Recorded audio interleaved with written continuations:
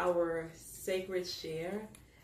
This has been an amazing journey, and I want to say thank you, ladies, for just trusting me with this part of your process and just being open to the raw way, reflect, activate, and write. I pray that the strategies that was planted will grow into trees of life, bearing fruit in this season and the seasons to come. I pray that you will continue to follow your pen wherever it may lead you on your page.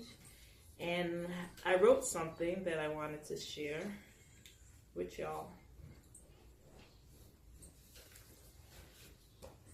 For the women in the room, take this moment just for you.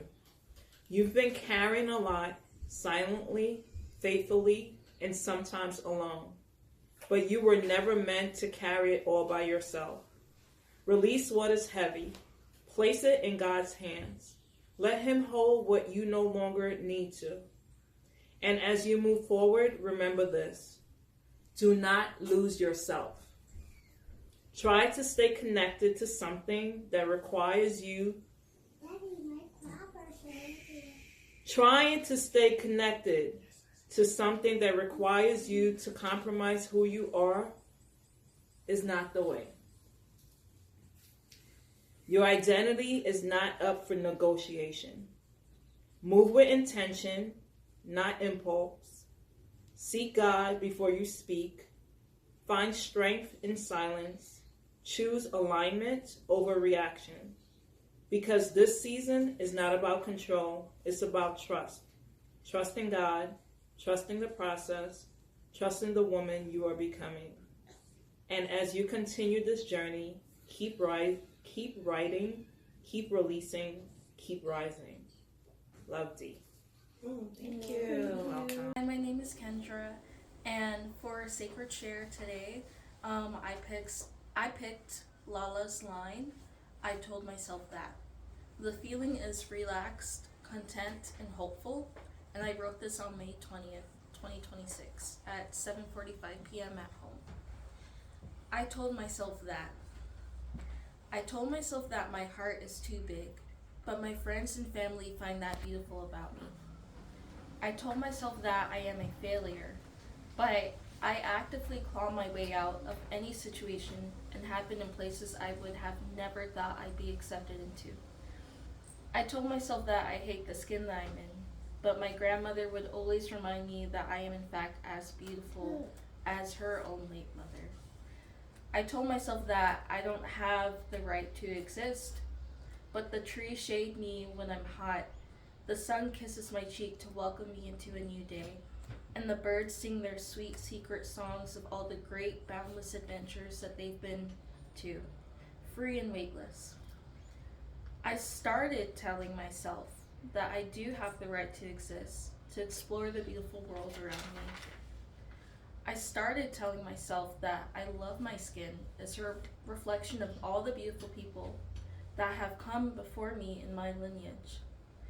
I started to tell myself that I am heavily guided and protected by my ancestors in God and have achieved heights that I now clearly see in front of me. I started to tell myself that I love myself and my big heart and how I'm able to hold people near that need to be told that they are beautiful. Their sensitivity is a gift, that they are smart and can achieve any and all things that they put their mind to, and that they have the absolute right to live, and that earth awaits to greet them every day. Yeah. It seemed like it was a transformation because you started off with, I told myself, and then I started telling myself, so that was a highlight for me. I really loved that. Thank you. Yes, beautiful. I love the visuals, like the sun kissing you and like the birds and everything. I love that part. Like it created like a beautiful visual in my head. So. Thank you.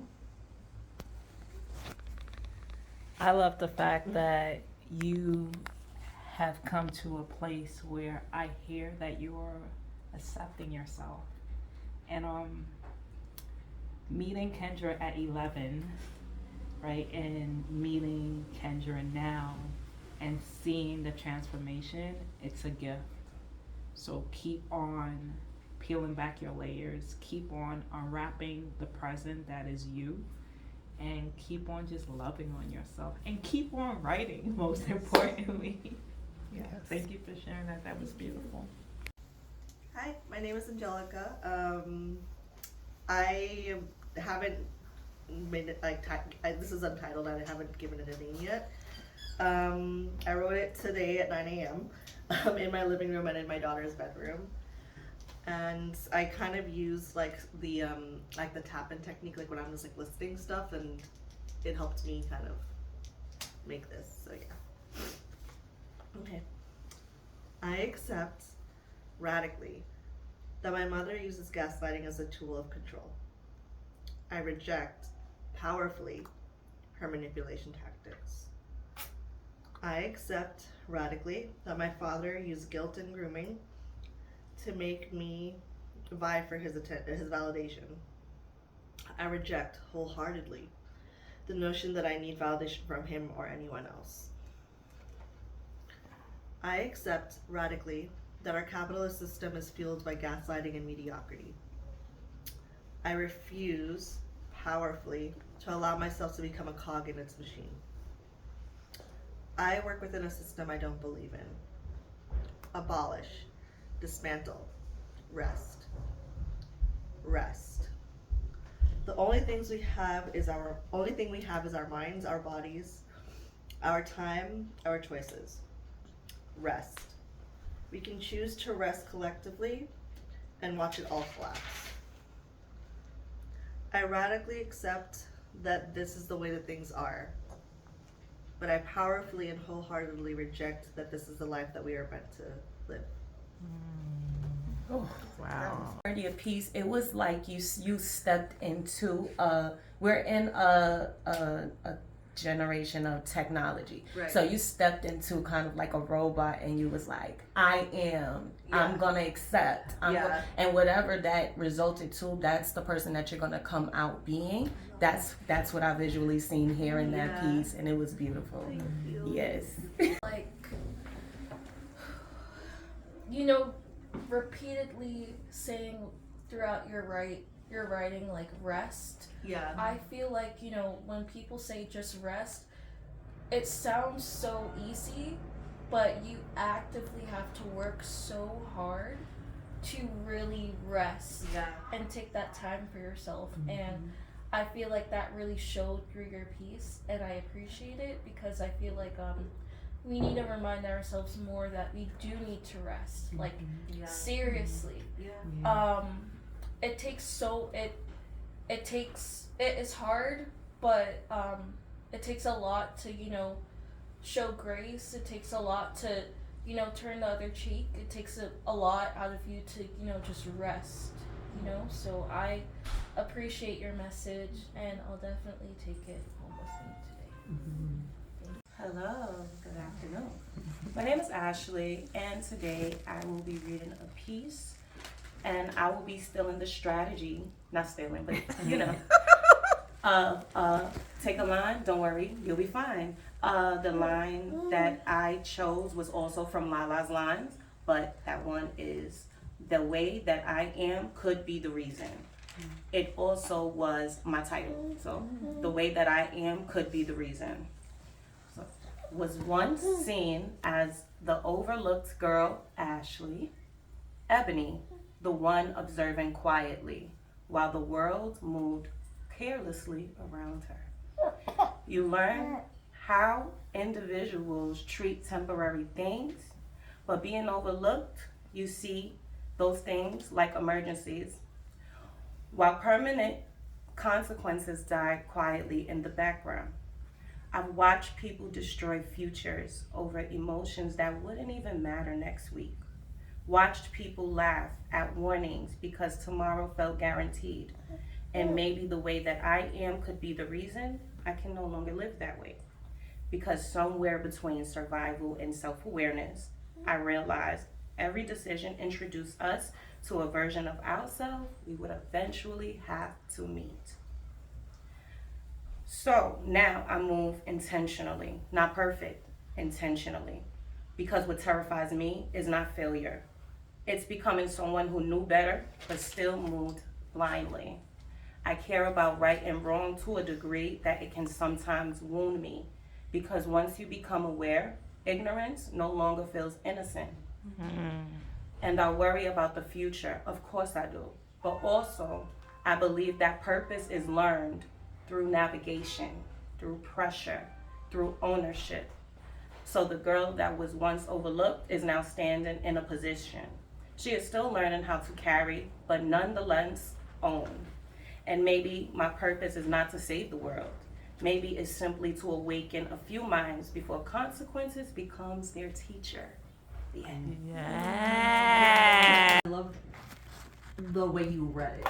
Like the way you, like everything, like the way that you like performed it. It was beautiful. And the part that really resonated was the part when you said something about like being angry about something that won't matter like next week or yet tomorrow. I was just like, yes, like yeah. Like, but it's like I felt like it was something that like, I guess it's because I have kids, but like the way you're reading it and like how you're reading it, I was like imagining it like this is something you can even like read to like kids to help them like navigate like emotions. Like I was just thinking about like, you know, you with like a bunch of kids around you and like just kind of reading it that way. Yeah, like I loved it. Yes. Yeah, I thought it was perfect. Thank you. I feel like I definitely relate a lot, especially when it comes to, you know, being that girl and being overlooked. I most definitely relate to that very much. But like you said in your piece, I feel like feelings are temporary, consequences are forever. You know, and they can be very detrimental. Yes. So you know, again, I'm also taking from your piece. I'm taking that part of your writing and leaving here today with that. You know, being aware is a gift for sure. Staying intentional is also a gift as well. Yeah, we don't have a lot of time here.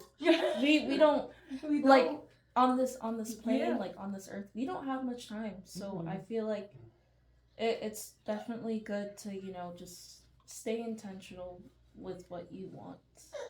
Know what you want. Hi everyone, I'm Dee, and I'm going to share with you my piece from my sacred share. This piece was written on 5/16/2026 at 1:07 p.m. here at Coda Alliance, and I was feeling blessed. The title of that session was Get Your Shit Together, Girl! Your strength, your hope, your intentions, and your tenacity. That day I decided to focus on my hope. The questions were, what gives you hope? What steals my hope? What can restore my hope? And one strategy I will use. And this is what I wrote. What gives me hope? I find hope when I open my eyes and I see the sun rising. In the midst of my storm, I find hope when I play my gospel music and I sing from the depths of my soul. When I feel the presence of the Holy Spirit, I am filled with hope. When I read the word and remember that I am scripted for this season and I have no reason to fear, I find hope. Hope is a gift that answers me on the page after I release my pent-up rage that taints my heart. Truthfully speaking, my emotions and expectations of others sometimes steals my hope. But I have found the solution to this pain point. I am rerouting my focus to the facts. I am responsible for me. I get to choose me. And today, I choose D. That's my strategy. Unapologetically. Yeah. Ow. You have to choose yourself. You have to. I feel like it's really important. Nobody is going to do it for you. That's the harsh truth. Sucks. That even the people that are there around to support you and lift you up, they also have to do that for themselves too. So who do you turn to when everybody is dealing with their own thing? You gotta look inward. Find a way to cherish yourself. Take time with yourself. Be patient with yourself. It's your first time here, your first and only time here. Take your time. There's always new things to learn, new things to experience, both good and not so great. But that's the beauty of life, and being here and being able to experience it. And that's what I got. There's a quote that came to mind when I heard your piece. 10% of life is what happens, and 90% is how you respond. And I heard that a lot in your piece. You were literally choosing what you choose to give energy to, choosing what you choose to, And I think a lot of people forget to do that we are the main character of our story. And we have to make those movements, because without it, life is just going to happen. So, yeah. So, on the last day of our event, Sacred Share, I'm so happy that I got a chance to be here. This month has really taught me and allowed me to identify what I possibly was going through, and I'm so grateful that I could now share it with my community. But I look forward to writing and being a part of more sessions and writing sessions with you. It was a blessing this morning. Thank you so much. Thank you for coming, Ash. Love you, girl. Oh, okay. So I'm really grateful for being here at these workshops this month.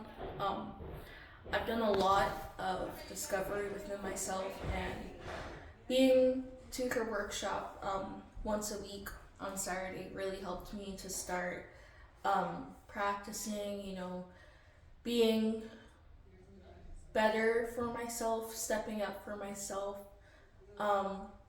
trying things that I've always wanted to try, but I've just stopped myself from doing out of fear, and I was able to finally, push myself.